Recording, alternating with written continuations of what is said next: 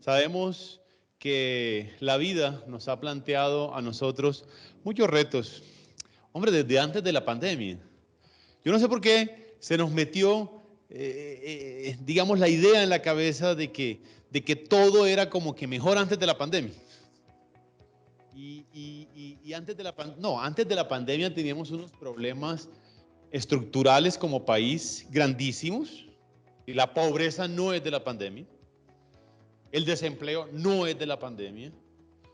Los problemas en una sociedad enferma mentalmente no es de la pandemia exclusivamente. La cobertura o la inserción a la educación superior de nuestros jóvenes no es un tema eminentemente pandémico, aunque hay unos indicadores que nos muestran que la pandemia sí mermó ese ingreso que iba un poco, digamos, de manera ascendente. Nuestras vidas, antes, durante y después de la pandemia, siguen siendo nuestras vidas, con sus cosas bonitas y con sus complejidades. Y hoy nos han propuesto este tema maravilloso de construyendo desde la ruina. Yo fui director de Buga los últimos 2 años del Centro Regional Buga. Allá administré la universidad, la gerencié y la acompañé durante este tiempo. Y caminando por Buga, cerca de la casa de los padres seudistas, cerca de lo que significa el centro histórico y la parte nueva de Buga, me gustó un viejo edificio, hermoso en su estructura, céntrico. Su fachada y sus detalles arquitectónicos hablaban de su pasado de oro, pero ya había pasado, estaba en ruinas el edificio. Mi visión como director de Buga, como eudista, era pasar de esa ruina de ese edificio a algo nuevo, sin perder la esencia.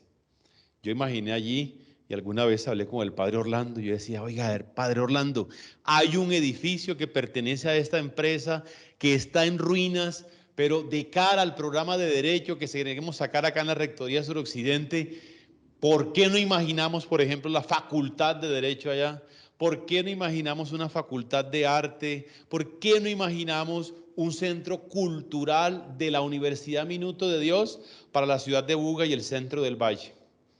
Padre Orlando, siempre copiándole a uno, bendito sea el Señor, le decía, oiga, averigüe a ver, no perdemos nada por averiguar. Y yo creo que lo primero que debo decirles en este día es que así como los edificios nos hablan de un pasado espléndido, también la historia del ser humano nos habla de un pasado espléndido. Aunque el edificio esté en ruina y aunque la humanidad amenace ruina, tanto el edificio en ruinas como una humanidad que amenaza ruina por su supervivencia, por su permanencia, por su existencia, dado los daños que le hemos propinado a la casa común, también todo es susceptible de mejorar, de salir de esa ruina, de salir de ese momento difícil, complejo, pero yo pensaría interesante si lo miramos de otra manera. Cuando miramos ruinas como la Acrópolis, como Teotihuacán, como el Coliseo Romano, como las pirámides, ¿sí? Nos damos cuenta de ese pasado maravilloso que nos habla de que a pesar de tener el edificio viejo, a pesar de que hay unos escombros en el suelo, a pesar de una humanidad que pierde la esperanza, todo es susceptible de un desarrollo nuevo. Creo también que la visión personal o comunitaria de las cosas determinan el presente y el futuro de esas cosas. Donde unos ven desolación y algo perdido, otros ven posibilidad. Donde unos ven escombros, otros ven abono. Donde unos ven escombros, otros ven abono. Y creo que esa es la dinámica que hoy nos convoca para este Vidar del día de hoy. El ejemplo del padre Rafael es de los ejemplos más cercanos de construir sobre las ruinas. Padre García Herreros llega al terreno inundable o inundado de lo que hoy es el minuto de Dios y encuentra ruina mental, ruina espiritual, ruina física, y sobre esas ruinas construye un proyecto. De manera que no es la yuxtaposición. Hay un ejemplo de yuxtaposición que no es creíble, que no es viable. Fue de alguna manera también lo que en los atropellos del descubrimiento de la colonia se cometieron. Entonces aquí estaba el templo en honor al sol, pues encima colocamos ¿qué? Pues una iglesia y listo. Y aquí no ha pasado nada. De manera especial cuando uno se da la vueltica por México, uno se da cuenta que encima de una iglesia en un monte, generalmente sobre la base hay una pirámide, sobre la base había un antiguo templo azteca o de estas culturas. Entonces, no es construir de la manera de la yuxtaposición, sino es construir desde esas ruinas para generar algo nuevo. Vuelvo y reitero, el ejemplo del padre Rafael García Herreros nos enseña, nos avisa, nos predica de que sí es posible, donde todos ven desolación, donde todos ven las ruinas de todo tipo, podríamos decir una ruina integral, construir sobre tanta desolación, sobre tanta desesperanza, sobre tanta miseria y convertir en décadas lo que hoy tenemos. Nunca imaginamos en el minuto de Dios, hace 60, 70 años, un oratorio espléndido como este, un edificio espléndido como este de la Rectoría de Uniminuto Virtual y Distancia. No lo imaginamos, nadie lo imaginó, nadie lo proyectó, pero lo que quiero decirles es que esto fue también posibilidad de construir, reconstruir, también de construir, un proceso de deconstrucción para la reconstrucción o la construcción de experiencias, para la reconstrucción de vivencias, de un pueblo nuevo, de una ciudad nueva como el Señor, el Padre García Herreros. Desde el ámbito personal, comunitario y el ámbito de los estados y sus poderes públicos y privados, nos ubicamos como en unas etapas de lo que significa el devenir histórico de los pueblos. El nivel más reciente a la pandemia, ¿cuál es? Es decir, antes de la pandemia, ¿en qué estado estaba la humanidad? ¿En qué estado estaba Colombia? ¿En qué momento estaban nuestras vidas? Y yo logro identificar como dos. La primera, la globalización. No me refiero exclusivamente entonces a la prestación o al intercambio de bienes y servicios.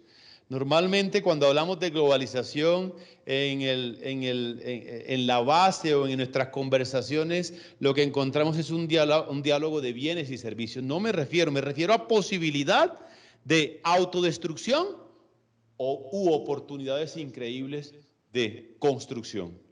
Me refiero a la catástrofe probable, como dice Edgar Morin, o a la esperanza de transformación. La idea de la metamorfosis se sustenta en que cuando un sistema no puede resolver sus problemas vitales, se degrada, se desintegra, o bien se revela capaz de generar una meta de metamorfosis que sepa tratar sus problemas y se metamorfosea. El estado de la prepandemia era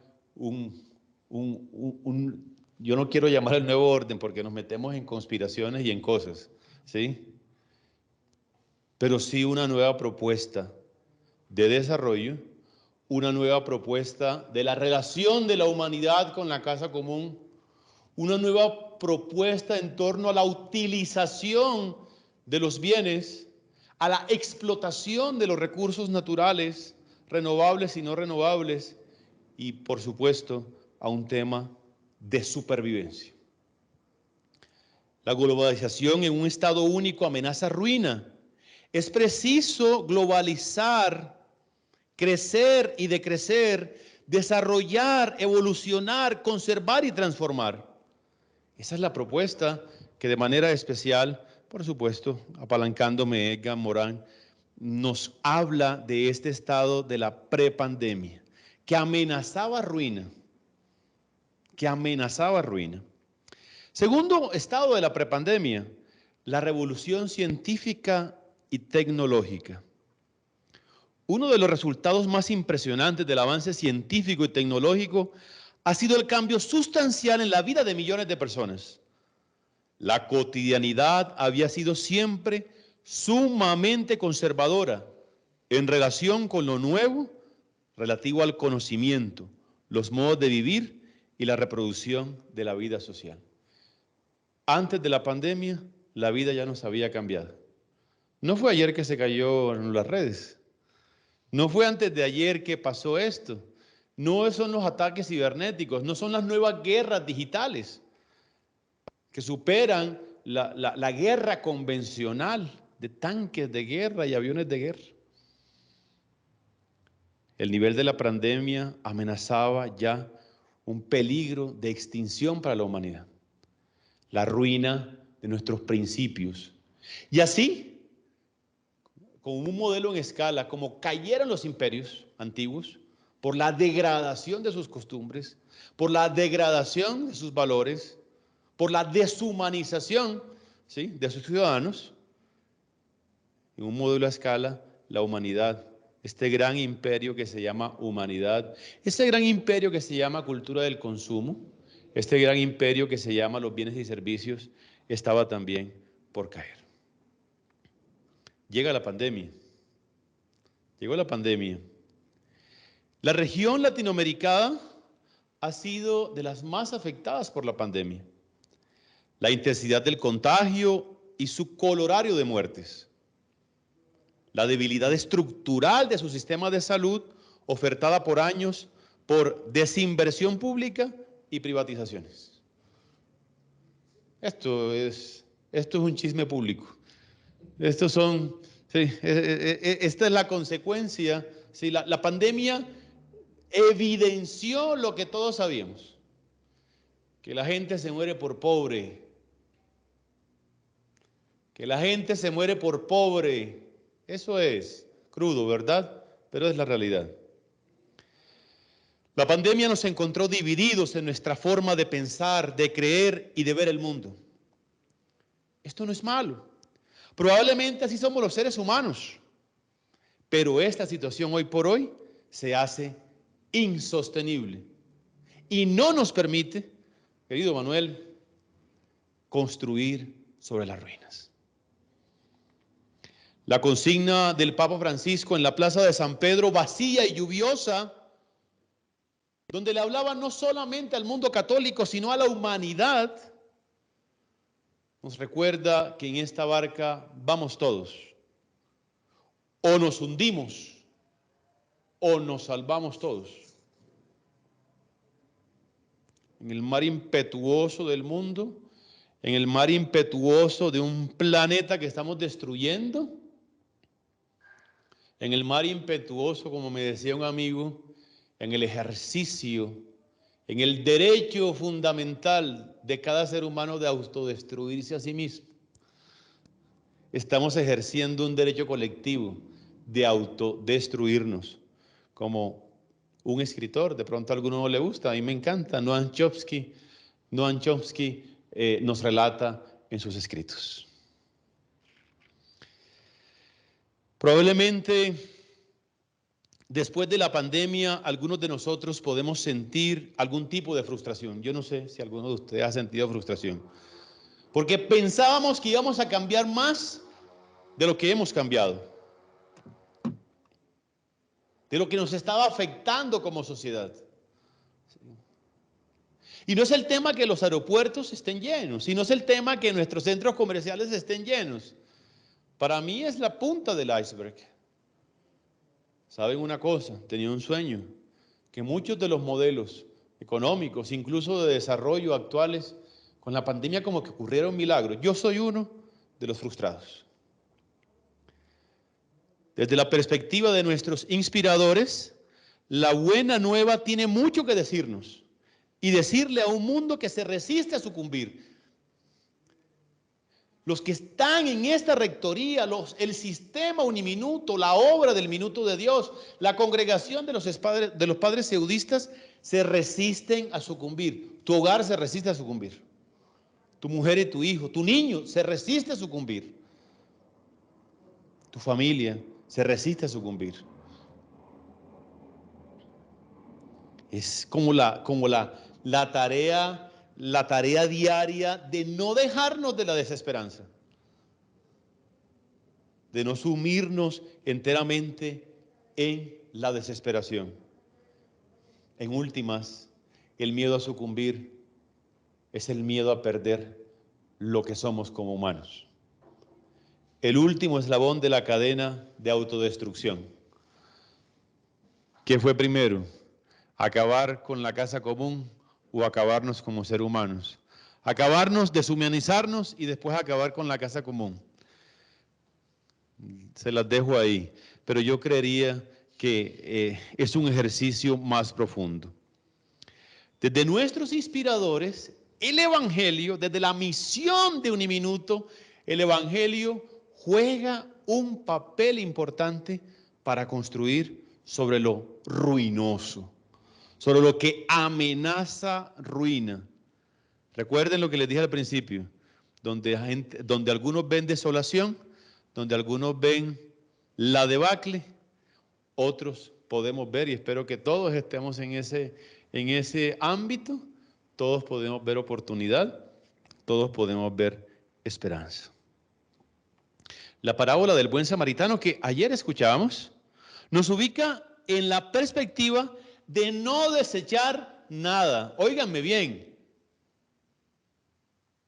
En Uniminuto, y quiero decirlos también, en la perspectiva de esta iglesia que dirige Francisco, Papa, nada se desecha, comenzando por la vida, por supuesto. Nada se descarta. El Papa Francisco nos indica que hay que practicar la caridad y trabajar por los pobres, por los descartados de la sociedad. Él pone el ejemplo de los emigrantes. Así, los que sufren la violencia como las formas modernas de esclavitud, es el pedido que el Papa Francisco hace a la humanidad y por supuesto hace Uniminuto. El Padre Rector General, el Padre Harold Castilla, en todo este tema ha colocado como una impronta, y es la impronta del magisterio del Papa Francisco, en búsqueda del cuidado de la casa común, pero también en garantizar posibilidades para que usted y yo podamos no descartar al otro, no desechar al otro. Es un tema complejo,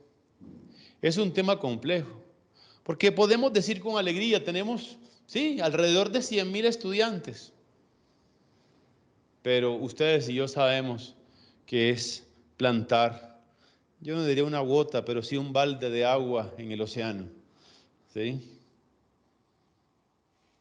Fratelli Tutti en el número 15 nos dice, la mejor manera de dominar y de avanzar sin límites, ¿sí?, ante un mundo que siembra la desesperanza y suscita la desconfianza constante, disfrazado en la defensa de algunos valores.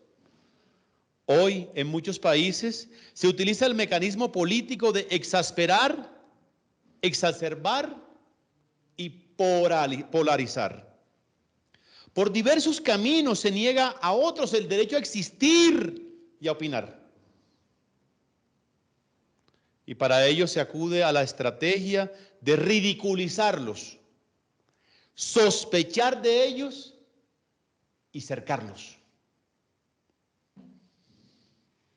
Bárbaro, pero providencial y sabio para este nuevo mundo. ¿Cómo podemos construir sobre la ruina? ¿Cómo VD puede construir sobre la ruina ante un mundo? Y a veces nosotros podemos estar en ese mundo, bueno, vuelvo y digo, lleno de desconfianza, disfrazado, que exaspera, que exacerba, que polariza, que ridiculiza, que sospecha de los demás y los cerca. ¿A quiénes? A los descartados. ¿A quiénes? A los que amenazan ruina. ¿A quiénes? A los que se cayeron. El número 17 de Fratelli Tutti nos va mostrando una luz al final del camino. Nos dice, cuidar el mundo que nos rodea, ¿sí? Es cuidarnos a nosotros mismos. Pero necesitamos constituirnos, según nosotros, desde la experiencia de la casa común. Y por último, el número 18 nos dice, partes de la humanidad parecen sacrificables. Hágame este favor. El ser humano pasa de construcción, de constructor de una nueva sociedad, de constructor de un nuevo mundo, a aquellos que están descartados, desechados, ruinosos, a ser sacrificables, en beneficio de una selección que favorece a un sector humano digno de vivir sin límites. Yo recuerdo una frase en uno de los textos del padre García Herreros que decía, hay personas que pueden vivir con sus recursos 800 o 900 o 1000 años, sin que los recursos se acaben, viviendo a todo dar, viviendo en medio de excentricidades. 3 de 4 venezolanos hoy viven en pobreza extrema. Pero Colombia no está lejos de esta experiencia. En el fondo, no se considera ya a las personas como un valor primario que hay que respetar y amparar, especialmente si son pobres o discapacitados, los que han caído en la ruina. Si todavía no son útiles como los no nacidos o si ya no sirven como los ancianos. Para el mundo, desde la concepción de pecado, desde la concepción de deshumanización, estos son los que amenazan ruina. Y estos son, desde ese concepto deshumanizado, los que tienen arruinado el mundo. Nos hemos hecho insensibles a cualquier forma de despilfarro, comenzando por el de los alimentos, que uno de los más vergonzosos. Cierro paréntesis de lo que nos dice el Santo Padre. Y remato entonces con la parábola del buen samaritano. Lo primero, tenemos una vida, tenemos una profesión y tenemos una familia. Felicitaciones, de corazón lo felicito. De corazón me alegro por esa experiencia, podría decir yo, de desarrollo humano e integral que usted ha podido tener y tiene en este momento. Esto estabiliza, ¿verdad? No hay como tener algo en la nevera, no hay como tener unos centavos en la cuenta, no hay como que mi pareja y mis hijos gocen de salud y estén contentos. Basta con eso. Basta con estar bien. Basta con que mi círculo familiar esté bien. Basta con entender o saber que en mi casa no hay ruina, que mi hogar no amenaza ruina. O tomo una decisión. El otro que está tirado en el camino, desde la parábola del buen samaritano. Cuando yo miro al otro en el camino, se quebranta la vida y se coloca uno en el dilema, ¿sí?, de fijarme en el otro o seguir.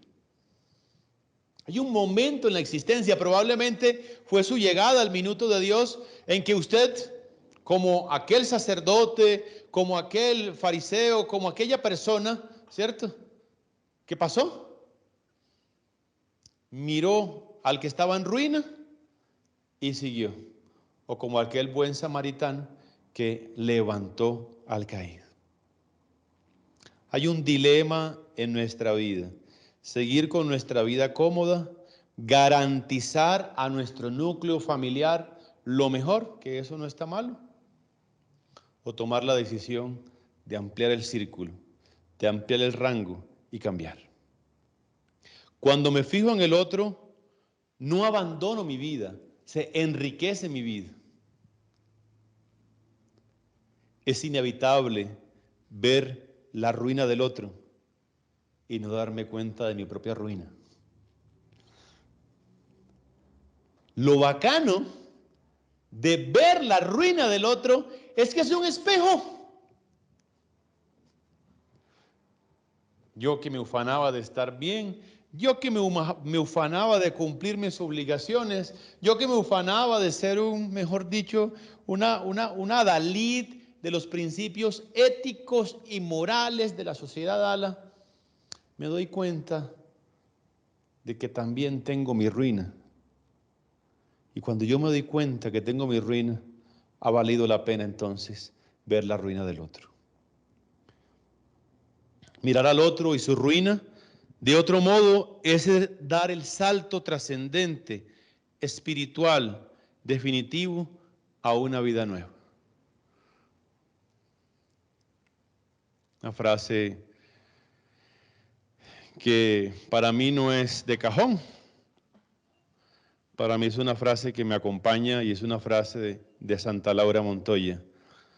Destrúyeme, Señor, y sobre mis ruinas levanta un altar en honor de tu gloria. Destrúyeme, Señor, y sobre mis ruinas construye un altar en honor de tu gloria. Les agradezco el momento, les agradezco los minutos. La idea es dejarlos así como picados, ¿verdad? La idea es como dejarlos motivados. Nuevamente saludo al señor rector, a la señora vicerrectora académica, a todo el equipo directivo de la Rectoría de Uniminuto Virtual y Distancia y por supuesto a nuestro querido hermano Padre Nelson Torifio y su equipo. Que Dios les bendiga y que pasen un bonito día.